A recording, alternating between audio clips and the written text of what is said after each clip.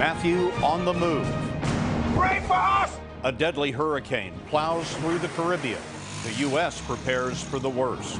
If Matthew directly impacts Florida, there will be massive destruction that we haven't seen in years. Also tonight, as Kaine and Pence prepare for their face-off, Trump and Clinton trade fire. He actually outsourced jobs to 12 different countries. Hillary Clinton made her money as a corrupt public official. Prosecutors decide on charges in the case of a white North Carolina police officer who got rough with an innocent black man. You're punching me. Get on the ground, Caveman. I'm going to hit you again. And memorable moments in VP debates. I think Senator Dole has richly earned his reputation as a hatchet man tonight by implying and stating that World War II and the Korean War were democratic wars. This is the CBS Evening News with Scott Pelley. This is our Western edition. One of the most powerful hurricanes in nearly a decade is battering Haiti and the Dominican Republic tonight, and there is great concern that it could hit the United States later in the week. Hurricane Matthew, a Category 4, packing winds as high as 145 miles an hour, is blamed for at least 9 deaths. The eye of the storm is navigating the Windward Passage between Haiti and Cuba. The U.S. Navy military prison at Guantanamo Bay is being battered. The U.S. has sent disaster teams into the region, including Jamaica, where we find Mark Strassman tonight. Just after 7 a.m., Hurricane Matthew blasted into Haiti's southwestern tip. Punishing rains and winds of 145 miles per hour uprooted trees and swept away the coastal town of Lake Cay. Resident George Ely told us it was devastating. Old houses, everything is gone. It's like a bulldozer just passed by. I can tell you it's a big disaster. Matthew could dump 3 feet of rain on this rural part of Haiti, where many people live in shacks made of wood and concrete blocks. Here, blocked roads and a collapsed bridge in the south make it hard to know the extent of the damage so far. This storm piles another calamity on Haiti, the Western Hemisphere's poorest country. 6 years ago, a devastating earthquake killed more than 200,000 people. Aid worker Aaron Denkers. Things were progressing and being rebuilt, but it was fragile at best. So something like this comes through and completely destroys all the progress that's been made. Eastern Cuba is bracing for its share of Matthew's misery. At Guantanamo Bay, the U.S. Navy ordered the evacuation of 700 spouses and children of service personnel. Residents in Santiago began feeling Matthew's fury early this morning. Last night was terrible, this young woman says. The waves were enormous. I thought they were going to enter the house. Matthew has been churning at sea as a Category 4 or 5 hurricane now for almost 100 hours. That's the longest since Hurricane Igor in 2010. And Scott, that has people living in its potential path on high alert from Cuba to the Carolinas. Mark Strassman, thanks. A hurricane watch is up all along the Atlantic coast of Florida tonight. Residents filled their gas tanks, and Governor Rick Scott told them to be ready to evacuate. In South Carolina, Governor Nikki Haley said she will order coastal residents to leave tomorrow. President Obama canceled a Florida campaign stop for Hillary Clinton. He'll go instead to FEMA headquarters to make sure they're ready. Eric Fisher is the chief meteorologist at our CBS station WBZ in Boston. Eric, what's coming next? Well, Scott, this storm was the first Category 4 hurricane to make landfall in Haiti in 52 years. It lost just a little bit of intensity as it interacted with some of this land. However, anything it is losing, it is expected to regain as it moves into the Bahamas late tonight and into tomorrow. So 140-mile-per-hour winds right now, hurricane warnings extending up across the Bahamas. And here's that hurricane watch along the east coast of Florida with tropical storm watches that extend down toward the Keys. So as we look at the track, a lot of certainty over the next couple of days as it moves crews across the Bahamas, still as a Category 4. And now here comes the difficult part of the track. A dance right along the coastline, and even though it might not make official landfall crossing the shore, it parallels the coast right on up to North Carolina. So, Scott, many communities from Florida right on up to coastal Carolina all impacted by this storm. Not to mention the storm surge. Eric Fisher, thanks very much. Tonight, the candidates for vice president hold their one and only debate in Farmville, Virginia. In a CBS News poll, majorities of voters told us they were undecided about Senator Tim Kaine of Virginia and Governor Mike Pence of Indiana, or just didn't know enough about them to offer an opinion. Nancy Cordes has a story on what to expect tonight. Tonight's debate is on Kaine's home turf, the state he served as governor. But both men are experienced debaters who have worked in government a combined 38 years. Their chief job tonight, talk up the boss. And this is a woman who's going to do a superb job. Donald Trump just gets it. Clinton aides say Kaine will try to make Pence answer for some of Trump's more controversial views. He attacks women, people of color, immigrants, Muslims. But Pence has grown skilled at deflecting those attacks. Donald Trump has a plain-spoken way about him. Both men have been immersed in prep for the better part of a week. Donald, she has a name. Where did you find Her this? name Where is did you find Alicia this? Machado. Where did you find Pence aides acknowledge he needs to improve on Trump's performance last week and bring up points Trump missed. And Hillary Clinton's record on foreign affairs alone could take up the whole 90 minutes. And it wouldn't be a pretty picture. Both Pence and Kaine have reputations for being serious and genial, traits that have defined their past debates. You know, I'm running for governor of Indiana because I love this state. I've also got a great track record of working across lines. But that doesn't mean there will be no fireworks. Clinton campaign chair John Podesta said today Kaine will portray Pence as a religious extremist who has worked to block gay marriage and access to abortion. He probably has, amongst the governors in our country, taken the hardest stance against LGBT rights. He had to reverse himself on that after a lot of backlash from the business community. Pence says he's looking forward to comparing his fiscal record in Indiana with Kaine's here in Virginia. And you can also expect him to push Kaine to explain what Hillary Clinton meant when she described half of all Trump supporters as a, quote, basket of deplorables. Scott? Nancy Cordes at the site of the debate for us tonight. Nancy, thank you. Well, campaigning yesterday, Bill Clinton inadvertently handed ammunition to his wife's opponent. Here's Major Garrett. Can you imagine what he went through after making that statement? He went through hell. Donald Trump seized on comments from former President Bill Clinton critical of President Obama's signature health care reform law. So you've got this crazy system where all of a sudden 25 million more people have health care, and then the people are out there busting it sometimes 60 hours a week, wind up with their premiums doubled and their coverage cut in half. Hillary Clinton, long a supporter of the Affordable Care Act, offered this explanation late today. I've been saying we've got to fix what's broken and keep what works. And that's exactly what we're going to do. Health care and taxes could play a big role in tonight's debate. As a business person, I've legally used the tax laws to benefit, really, I mean, it's to my benefit.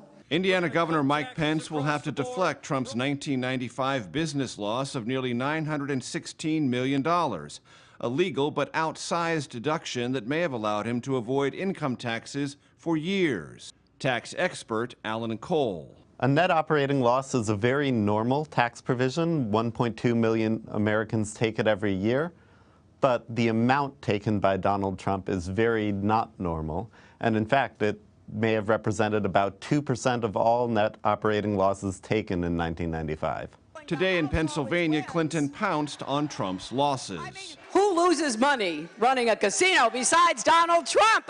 Trump now says the 1990 to 91 recession was to blame for his financial woes. If you remember the early 90s, other than, I would say, 1928, there was nothing even close. Compared to other post-war downturns, the one in the early 90s was mild. Trump's biggest problem was running up hundreds of millions of dollars in high-interest debt to acquire 3 Atlantic City casinos. It's very hard to make an investment at 14% and get it to return enough to make it worth it.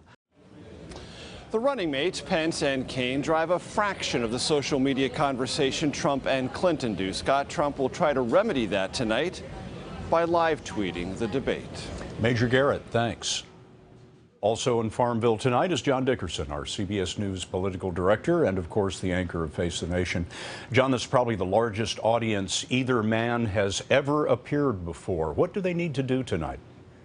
Well, the Trump campaign has said that Mike Pence will be feisty. It'll be interesting to see what that actually looks like, because Mike Pence is kind of a placid guy, but he'll be taking the attack to Hillary Clinton. But he's also going to have to defend Donald Trump and also channel him in a way. And that'll be difficult because Donald Trump is such a distinctive candidate. Proof of that is that Donald Trump has said he will live tweet the debate while it's going on. Tim Kaine will also be on the defensive. His job is to keep the conversation about Donald Trump, but also he has a chance to humanize Hillary Clinton, talk about her in a way, almost testify to her. And that's a message to Democratic voters that he can deliver that she has some trouble delivering herself. And of course, the next presidential debate is this coming Sunday right here on CBS. What might carry over from tonight's debate into the next presidential debate? In this campaign, that's 5 days from now, in this campaign we've seen 5 days, you can have 50 different stories. If there is something tonight that lives on to that next debate, it will have to be something that gets to the central questions, those central questions that people have about the two candidates. Anything that illuminates the question about Donald Trump's judgment and temperament, or anything that happens tonight that encapsulates Hillary Clinton's challenge on trustworthiness. If it doesn't go to those central questions, it'll be on to St. Louis and a whole new conversation.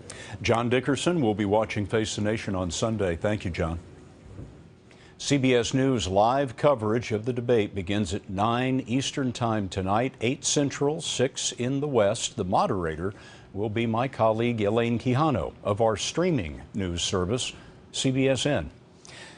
An American service member was killed by a roadside bomb in eastern Afghanistan today. It happened during a joint U.S.-Afghan patrol near Pakistan. The Pentagon has not released the name, pending notification of family. A prosecutor in North Carolina said no charges will be filed against a white police officer seen on video punching a black man as he sat on his mother's porch. The police department said the officer violated its use of force policy, and here's Don Daler. Is everything okay? Last June, Greensboro police officers Charlotte Jackson and Travis Cole, both wearing body cameras, approached Dewan Yursay after a report of a possible burglary. Yursay explained he was there waiting for his mom. At first, the encounter was cordial. This is my mom's house. Okay, what's your mama's name? As Officer Jackson checked Yursay's ID, Officer Cole questioned him. Do you actually live here? I mean, still? I mean, I'm in and out. Thought I'd give my mom on the phone for you, just to let you know I'm not lying. Okay. But the call went to voicemail. After 8 more minutes, Yursay urged Cole to confirm his story with neighbors and started down the steps. Come on, we can go at Well, no, sit down. Hey, man, why are you doing I just this, said man? sit down. But why are you talking to me like that, bro? I What live are you- here, bro. That's when the situation quickly escalates. Police is over here. They harassing me. Okay. Off the phone. Hey, man, you can't grab my phone like that, man. Hey, man, get off me, man. I was sickened, really, by it. We asked former police detective Tom DeLuca to watch the video. Now all of a sudden it's tense. Real quick. What happened? Real quick. He got touched. The officer touched him. He pushed him back, and I think the young man just had enough. As he was trying to handcuff Yursay, Officer Cole allegedly punched him at least once during the struggle. I'm not resisting. I'm not resisting. But it was not necessary, and the escalation came completely on the part of the officer. Walk to the car. Stop it. What is you doing? You can't. The officers attempted to take him to their squad car, but he ended up on the ground with Cole's knee on his back. This is ridiculous, man. Damn right it is. The Greensboro Police Department confirmed both officers have resigned. Scott, all charges against Dewan Yursay were dropped. Don Daler, thanks. Coming up next on the CBS Evening News, these lions are not wild, they are bred to be hunted. And later, a court ruling allows tennis star Maria Sharapova to compete again.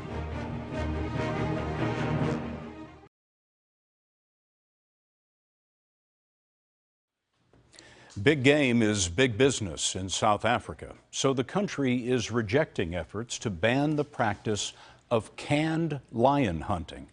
We asked Deborah Pata to look into this controversial kill. A whistle gets the lion's attention just before the shots ring out. Shoot him again, shoot him again, shoot him again, shoot him again! There is nowhere to escape. Bred in captivity and hunted in a confined area, trophy hunters pay up to $50,000 to shoot them. It's called a canned hunt. That's a lovely lion. That's a lion, my boy. That is a lion. Oh, God almighty. God almighty. Derek Gobbett was hired to film that hunt, but was so appalled by what he witnessed that he felt compelled to speak out. Wow, slaps on the back. You're such a hero. Look at what you've done. You've got your king of the jungle. Meanwhile, it's all just a lie. Canned hunting is a multi-million-dollar industry in South Africa, and it is completely legal. But it's increasingly under scrutiny. Eventually, this poor animal is shot and dragged out of the hole. Not something that anyone could really be proud of in my book. These lions were also destined for canned hunts, but they were rescued along with 24 others by Kevin Richardson. Most people think lions are terrifying creatures, but actually it's the lions that are terrified in a canned hunt. Richardson used to work on a lion farm where these animals were raised, and he developed such an unusual bond with them, they seemed to regard him as part of the pride. Richardson said he was horrified when he arrived at work one day and found they'd been sold for canned hunts. It was a turning point for him, and he spent 4 years raising several $100,000 to buy the lions back. Need to outlaw the practice of canned hunting and make sure no one crosses that line. Those who support canned hunts say hunting a lion raised in captivity takes the pressure of dwindling lion numbers in the wild. But we called close to 60 lion farms for a comment, and none of them, Scott, would agree to an interview. Deborah Pata, thanks very much, and we'll be right back.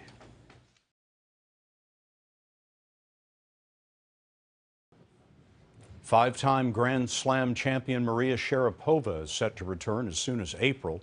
An arbitration panel said today her 2-year ban for doping went too far for an unintentional violation. Sharapova tested positive for meldonium, a heart medication. She spoke today to our Charlie Rose.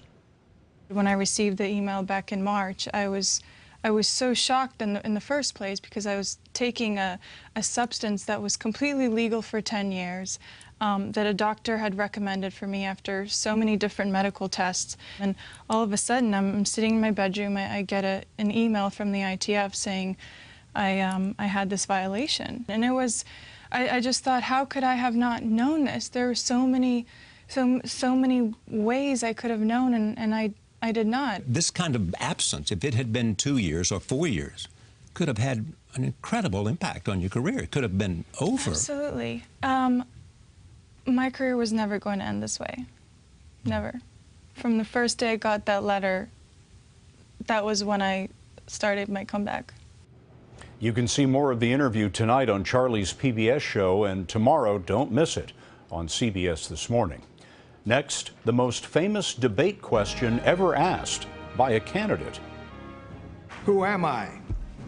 Why am I here?